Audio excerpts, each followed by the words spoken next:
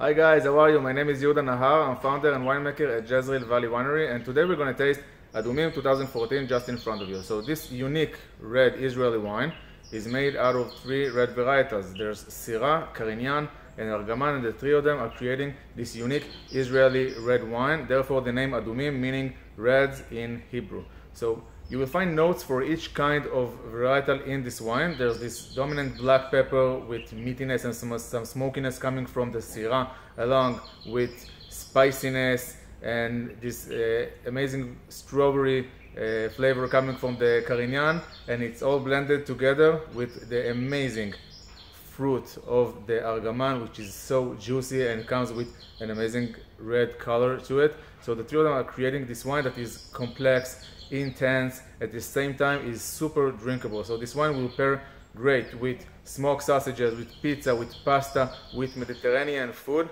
but it can easily stand alone. As I said, it is just super delicious and drinkable. This wine has been rated by Robert Parker already with 90 points, and it's the least expensive wine in our portfolio, meaning that you get an amazing value for money in this unique Israeli red wine. So I really hope that you will enjoy this wine, and if you have any question, just don't hesitate to contact me.